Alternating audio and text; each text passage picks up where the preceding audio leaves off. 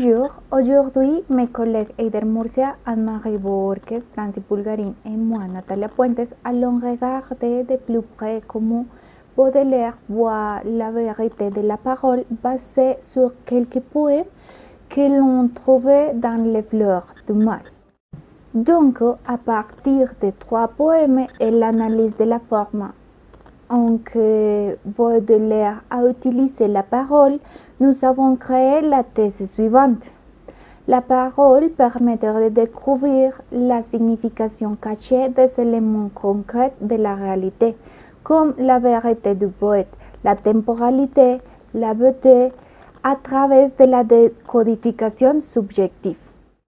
Par conséquent, la parole de Baudelaire sera analysée comme un mécanisme de compréhension de la réalité, aussi comme la structure de la parole sera analysée comme un rapprochement des idées exprimées par Baudelaire, et finalement, nous ferons une relation des mots comme la porte qui permet de connaître la signification cachée.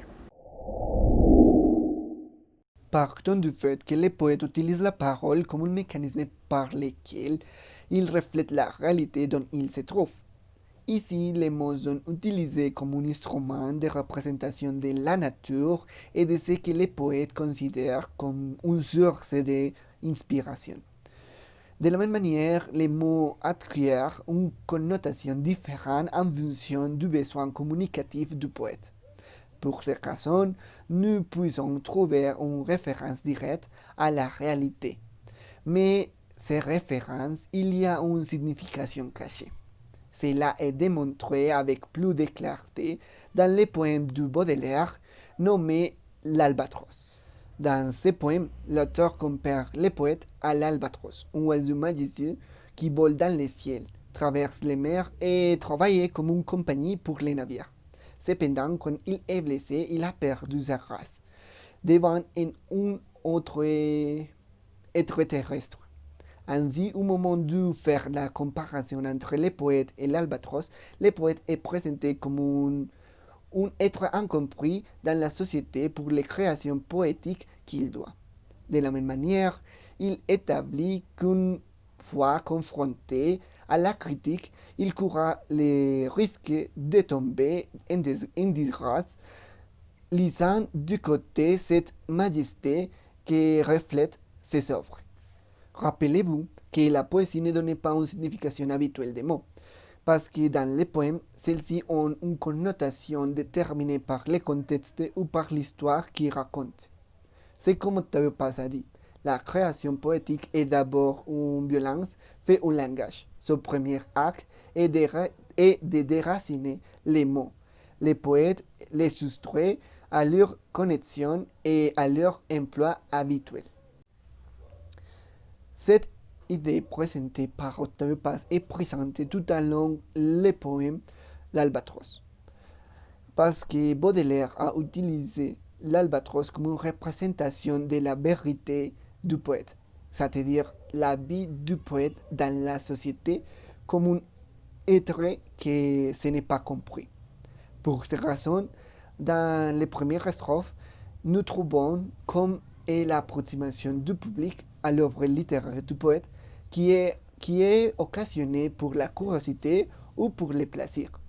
Cependant, dans ce deuxième extrait de la deuxième strophe, nous trouvons qu'après l'approximation du public, l'œuvre littéraire et les poètes, ce n'est pas compris par la société. Parce qu'il y a une altération d'éléments et la vérité du poète, ce n'est pas compris de la même manière pour le public. Comme un résultat, dans cet extrait, dans les dernières strophes, il n'y a pas une mention explicite des remords du poète pour la critique du public. Mais pour le contexte, le lecteur pourra identifier ces aspects qui ne sont pas clairs dans les poèmes. Ainsi, ce poème va de parler d'une oiseau majestueux avec la situation à la description de la situation vécue par le poète lors de la présentation de son œuvre au public. De cette manière, on pourrait dire que le réel réside dans les situations décrites par les mots, c'est-à-dire la description de l'albatros et sa vie. mais les cachets résidaient ou se trouvaient en voyant la mention de l'albatros et sa relation avec la vie du poète. Donc, Baudelaire a déraciné les mots de leur emploi habituel pour exprimer la situation du poète comme un être incompris. Maintenant, on va parler de la temporalité et on va voir comment la structure permet un type de rapprochement aux idées de Baudelaire, c'est-à-dire à la signification cachée qu'il y a dans sa poésie et que nous devons décodifier. Pour cette raison, on va utiliser le poème La vie intérieure. Mais, premièrement, et pour commencer, c'est très important de se demander pourquoi Baudelaire a utilisé le mot intérieur et pas le mot présent. Bon, toujours pour parler du passé, c'est nécessaire d'être dans un présent. Alors, il y a une distance, mais cette distance est temporelle. Et c'est une distance entre le passé et le présent. De cette façon, on voit, et c'est clair que pour Baudelaire, il y a une différence entre le passé et le présent. Dans tous les poèmes, il utilise des structures qui sont pour décrire ou qui sont pour exprimer le passé. Alors, il utilise le passé composé et il utilise l'imparfait. Parce qu'il est en train de nous dire, bon, comme ça était ma vie, mais avant c'est très différent. Alors, dans le poème, il utilise, par exemple, j'ai longtemps habité, teigné, rendé, j'ai vécu. Il est en train de nous dire que sa vie du présent est très différente à la vie qu'il avait avant. Par rapport aux éléments réels, aux éléments concrets du poème, on voit comment Baudelaire nous dit à travers l'utilisation des mots, à travers l'utilisation des structures du passé, que sa vie d'avant était entre portiques, parce qu'il nous dit qu'il habitait des portiques avec des rempilières. Mais ces portiques étaient à côté de la mer. Alors, il est en train de nous dire qu'il regardait le crépuscule.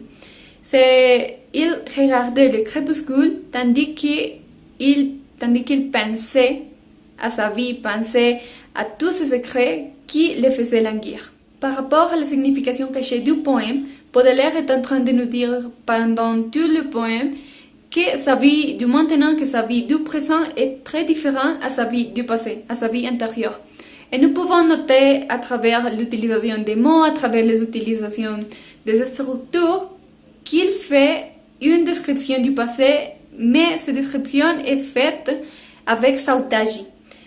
Sautagie parce que tous les moments simples, par exemple regarder un crépuscule, ne vont pas se répéter dans sa vie. Et aussi à travers l'utilisation des mots, on peut voir qu'il y a une sorte de beauté du passé, parce qu'il y a des mots qui font référence à la vie calme qu'il avait avant.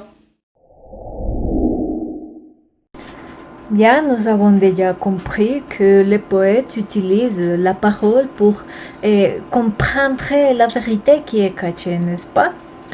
Il faut souligner aussi que la vérité se trouve dans tout type de choses. Et c'est pour ça que la vérité se trouve dans ce qui est périssable, dans les pourris, dans l'éphémère et dans tout ce type de choses.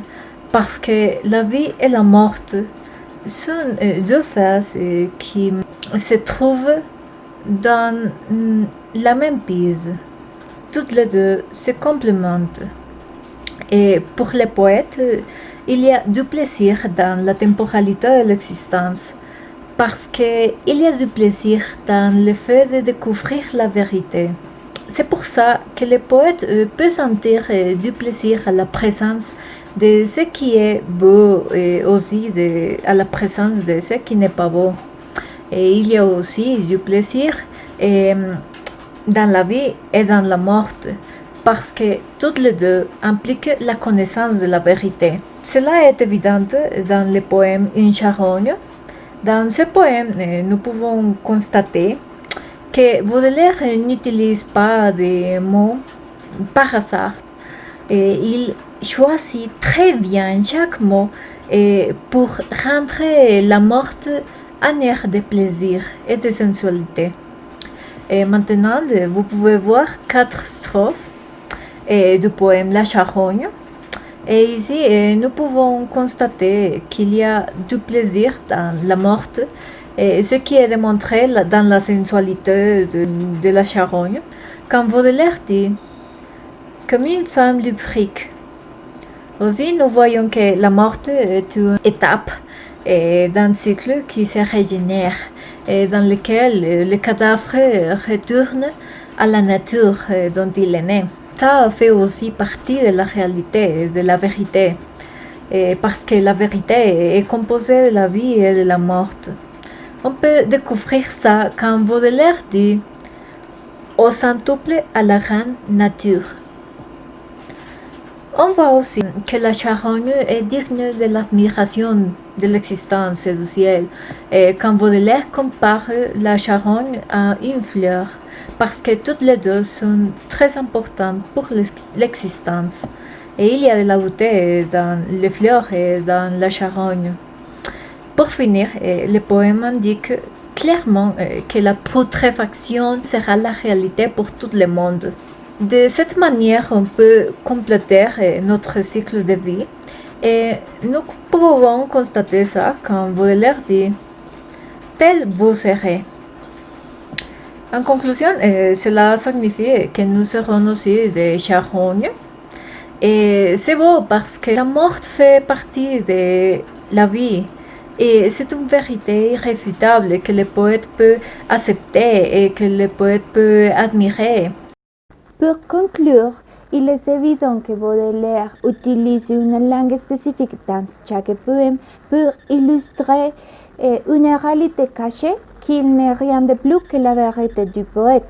Ainsi, nous pouvons réaliser que dans le poème Les Albatros, il y a une compréhension du monde faite par les poètes dans la vie antérieure et avec le poème Un charogne, comme le monde représente spécifiquement une idée du poète et comme tout ça montrer que dans le poème de Baudelaire, la parole permettrait de découvrir la signification cachée des éléments concrets de la réalité. Maintenant, considérons les diverses possibilités auxquelles on peut accéder à un poème avec l'analyse détaillée du mode pour comprendre la vérité du poète. Comme nous avons déjà exprimé, on peut se demander, Baudelaire découvrait-il par l'usage de la parole l'essence cachée de la réalité ou est-ce vraiment avec l'usage du langue qu'il crée ce sens caché? C'est la question que nous voulons vous laisser et ce que nous voulons que vous réfléchissiez lorsque vous lire les poèmes de Baudelaire.